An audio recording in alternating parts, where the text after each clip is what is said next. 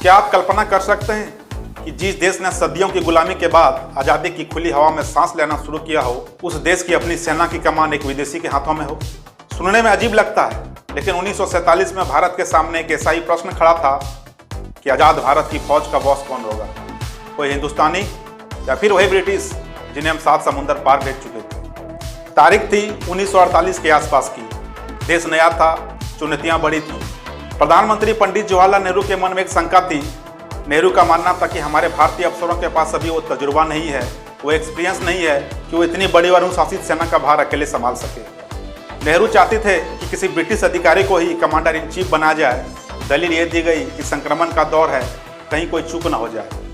लेकिन इसी बैठक में एक ऐसा वाक्य हुआ जिसने भारतीय सेना का इतिहास और स्वाभिमान दोनों बदल दिया। जब एक जनरल ने प्रधानमंत्री को आईना दिखाया, मीटिंग चल रही थी, नेहरू अपनी बात रख चुके थे, तभी वहां मौजूद एक सीनियर जनरल नाथू सिंह राठौर ने अपना हाथ उठाया।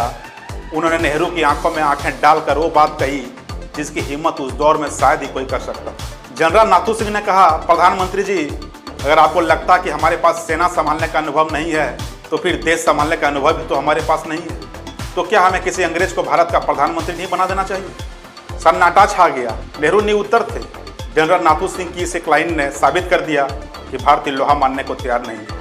हालांकि नेहरू ने नाथू सिंह को ही ये जिम्मेदारी संभालने को कहा, लेकिन उन्होंने बड़े बड़प्पन के साथ अपने सीनियर KN करिप्पा का नाम आगे बढ़ा दिया और फिर 15 जनवरी 1949 को जनरल KN करिप्पा भारतीय सेना के पहले भारतीय कमांडर इन चीफ बने। इसलिए आज भी हम 15 जनवरी को सेना दिवस यानी आर्मी डे के रूप में मनाते हैं।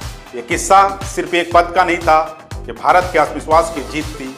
अगर उस दिन वो आवाज़ नहीं उड़ती तो शायद आज हमारी सैन्य विरासत की तस्वीर कुछ और होती। आपका क्या मानना है? क्या नेहरू की चिंता जायज़ थी या जनरल नाथू सिंह का पलटवार जरूरी था? अपनी राय कमेंट बॉक्स में जरूर लिखिएगा।